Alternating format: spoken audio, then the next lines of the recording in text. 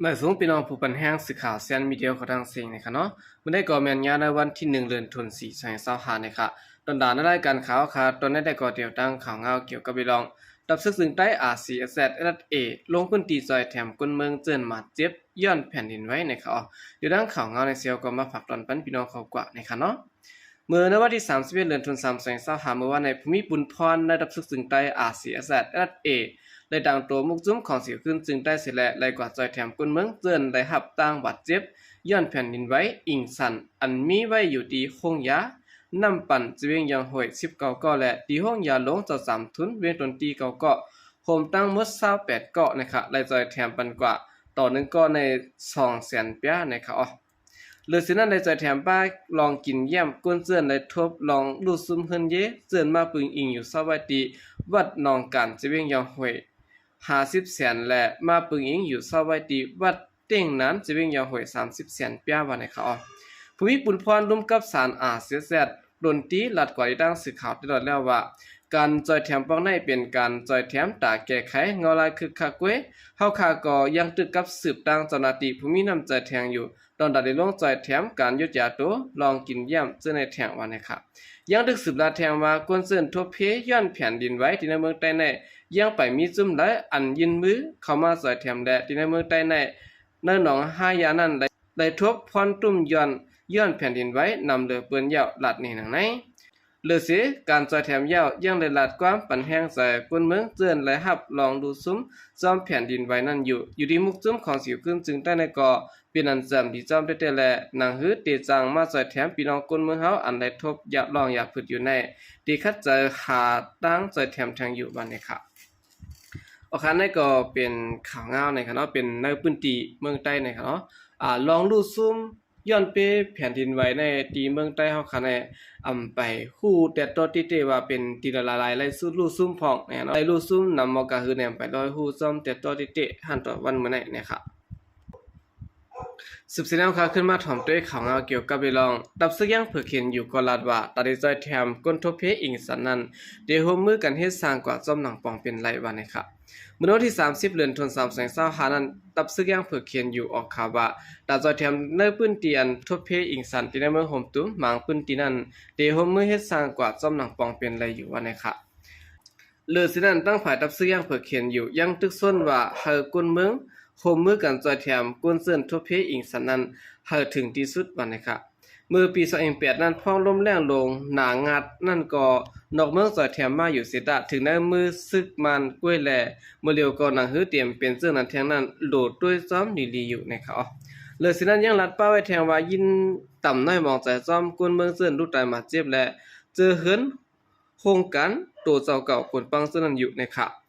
จอมหนังข้อมูลในเมื่อวันที่30เดือนธันวาคม2025ปนมาในก้นตายย้อนอิงสันในที่มีกว่า2เฮง28ก็เยอะว่าในค่ะเนาะเมื่อในวันที่28เดือนธันวาคม2025ขยามไว้วันหนึ่งมองนั้นอิงสันแห้งเยอะที่ในเมืองห่มตุ่มแลเมืองหนังในตึงสีแก้งเวียงเหลือและเมืองใต้ปัจจานั้นวัดว่าผาเสือเฮือนเตือกกลปังลูกก่อยตั้งนำสิแลเฮ็ดให้มีก้นลูกตายซ้อมตั้งนำอยู่ในค่ะเหลือสินั้นเมื่อในวันที่29เดือนธันวาคม2025นั้นก็อยู่ที่ซุ้มTPCC ลาดว่าลองนอกเมืองจอยแถมนั้นเฮาลดก้างลองซึ่งมันให้หามสิและจอยแถมจุกมันจอมกุนเมืองกว่าในเขาเอาคันได้ก็เป็นตั้งภายดับเสียงเพิกเขาในคณะก็ออกมาปืนเผาในคณะติดจอยแถมเฮ็ดจอมหนังอันปองเป็นไรนะครับเมื่อหนังในเมืองย่างเพิกมีลองดูซุ่มอีสังละลายนะครับต้องตุ้มเตอร์แห้งหือในนั้นได้ก่อนในดัดป้านะครับเนาะถ้าเต็มพอเลยตุ้มเตอร์แห้งเหมือนที่ในเมืองมันนะครับเมืองใต้ก็เดียเมืองใต้ปอดจานอิดออดเนี่ยเนาะสุบสินแนวค่ะขึ้นมาถ่อมด้วยข่าวเงาเกี่ยวกับดิลองขึ้นลงปองจึงและจุ้มซึกปรังเฮินต้านสวยติ้งเสียงและมินออนไลน์ดีในปีต่อนั้นลูกก้อยย้อนอิงสันตั้งน้ำจุ้มอินกินยาเขามุนแม่ไว้อยู่ในเขาแล้วซ้ำข่าวว่าเฮินลงปองจึงและจุ้มซึกปรังเฮินต้านสวยติ้งเสียงมินออนไลน์ดีในปีต่อนั้นลูกก้อยย้อนเปืออิงสันตั้งน้ำสิแลจุ้มอินกินยาเขามุนแม่ไว้อยู่วันไหนเมื่อวันที่28เดือนธันวาคม2025ไว้วันนั้นอิงสันแห้งและขึ้นหัวหน้าซึกมันตั้งแถวขึ้น6หลังตีในปีตอนนั้นดูก่อยก็ตั้งน้ำเมื่อหนังลุ่มผายซึกและขึ้นลงปองซึ่งนั้นก็ดูก่อยหาวแห้งถึงตีมินออนไลน์และโจวินเขาเลยค่ายก่อยอยู่ไว้ต่างปืนตีนะครับ เปิ้นหนังเคลื่อนแถวหกหลังและลุ่มผายซึกเคลื่อนลงปองจึงซึ่งนั้นมินออนไลน์สั่งหาจุ้มอินกินเนียเขาแม่ขึ้นกำเหนียวในเขาเอาคันได้ก็เป็นข่าวเงานะครับที่เคลื่อนมินออนไลน์เขาก็เลยว่าลูกก้อยจ้อมนำเต้ๆอยู่ก้อยก็ว่าตัวมันได้ก็ได้ลูกตายจ้อมนะครับเนาะย้อนเปิดเพศสภาวะอิงสันอยากหาแห่งสิแลเฮ็ดให้มีกวนลูกตายนับโผเหียงในเสดแต่ตั้งเมืองล้าในขณะไหลออกมาป่องแรงถึงเกี่ยวกับไปลองเรื่องการเฮ็ดปล่อยซ่อนน้ำในปี2025เนี่ยนะครับอีน่าลิกุนผาลันเตรียมว่าเตรียมเฮ็ดนะครับเนอลิกุนผาลันเตรียมตามเอาไว้ว่าถึงพ่อแม่คนเมืองกูภาษาเจ้าคือมีฮักหอมจอมตวงวงกลจอมเขียดพิมพ์หอมตั้งสิ่งนะครับเนาะจอมรวยแผ่นดินไหวอันเป็นมาเมื่อวันที่28เดือนธันวาคม2025ตั้งแห่ง 7.7 และไหว้หลังแผ่นดินไหวยาวเฮาค่ะมองใจจอมลองเลยรู้ซุมอาสากวนเมืองและโคกของกวนหวานกวนหวัดเจ็บซื่อในเต้ๆบาๆอยู่นะครับเนาะอันเฮาค่ะมองใจจอมพี่น้องอ้อยหลีเจื้อนได้ลูกเสียงสายใจกว่าย้อนเพแผ่นดินไหวในมันแน่ปันลองพร้อมผมและเป็นปุนพรเฮาพ้องทบเพเขียนเสร็จและลงปองจึงเอิ้งพี่เสียด4และแดบตัดออกมาเสร็จแล้วยุกเลิกขอเอ็นอ่านการจัดเฮ็ดปางปอยซ่อนน้ำสร้างแก่นปีใหม่นะครับเนาะตั้งแต่ในวันที่11เดือนธันวาคม2025ต่อบ่ถึงในวันที่17เดือนธันวาคม2025นั้น8ยาวนะครับเนาะเตรียมจัดเฮ็ดนะครับเฮาคาฮู้อยู่ว่าปางปอยฮดน้ำในมันมีตีป่องอันเยอะลงของพ่อแม่พี่น้องคนเมืองตั้งหลายสิและมันเป็นสั้นฐานะธรรมและต่างหางดีเป็นที่หมายต้องกึกปืนมาเสตาก็พ้องทบเพอยู่ต่อหน้าในเฮาขาดถูกดีเอาน้ำใจพร้อมโฮมจอยแถมกัน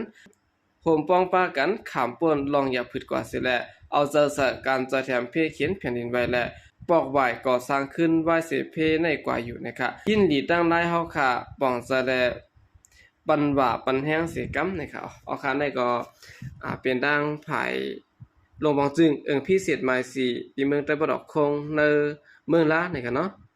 แล้วออกมาเป็นภาวะเตรียมจัดเฮ็ดปางปอยซ่อนน้ำนั่นค่ะเนาะแต่ว่ามันซึ่งหนังว่าซ่อนน้ำซ่อนเพียว่าซั่นได้ก็ได้จัดเฮ็ดกว่าอยู่นะครับก็ว่าแต่